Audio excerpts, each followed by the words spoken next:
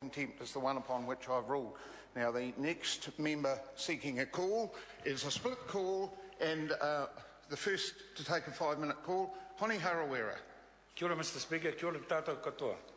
Mr. Speaker, the agenda of this government, as evidenced through this bill, is now clear for all to see.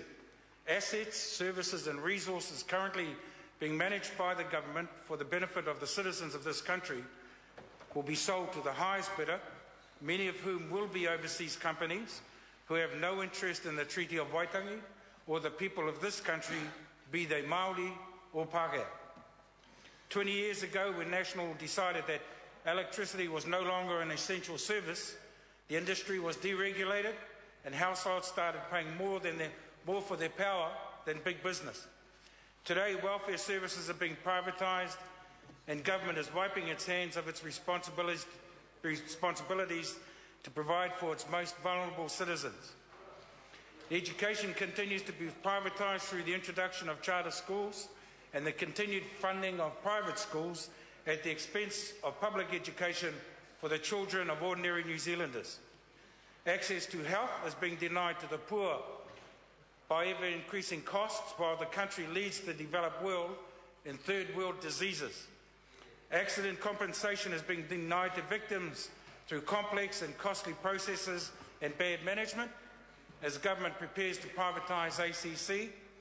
Corrections is getting a brand new $1 billion jail, but the rights to run it have already been sold off to an overseas company. State housing is being sold off to the private sector, while homelessness reaches record levels.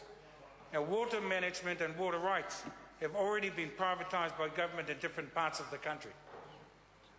But the really surprising thing to me, Mr. Speaker, is how long it's taking us to wake up to the fact that selling off resources and assets and services built up by generations of New Zealanders will leave our children and our mokopuna with a future almost too bleak to contemplate. And yet such is the future that this bill and this government offers us all. Mr. Speaker, Mana opposes this bill to sell off 49% of the shares in Mighty River, Meridian, Genesis and Solid Energy because there are no provisions to guarantee New Zealanders will get preferential treatment or even a dedicated percentage of the shares. There are no provisions stopping overseas companies from bidding for a majority of the shares in the new companies. There are no provisions requiring the government to protect the interests of New Zealand citizens, to regulate the price to New Zealand customers, or to guarantee supply to New Zealand citizens over business interests. There are no provisions to require the new companies to honour treaty obligations, even though the government is still the majority shareholder. And there are no provisions to ensure Māori interests in water will be protected. In fact, government's opposition to the New Zealand Māori Council's application to have those interests considered by the Waitangi Tribunal shows how much contempt this government has for Māori opinion and how much disregard it has for its coalition partner, the Māori Party.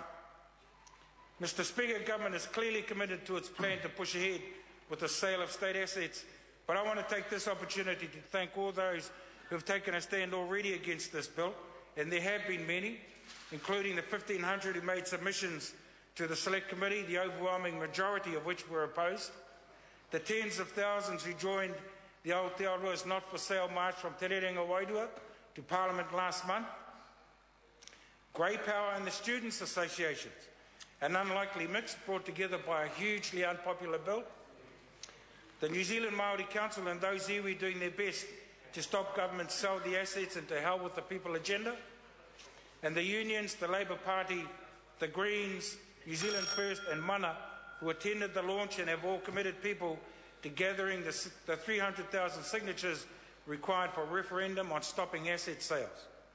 And let me take this opportunity, Mr. Speaker, to urge those same groups to redouble our efforts, because once those shares have been sold and those companies have been privatised, investor demands for an ever-increasing return courtesy of higher power prices will force more of our old people to switch off their hot water to save power, lead to even greater sickness in cold and damp homes as poor families are forced to cut back on heating, light and refrigeration and reduce this nation to a level of servitude our children simply do not deserve. Kia ora. A point of order, the Honourable Clayton Cosgrove. Mr. Speaker, I want to refer you to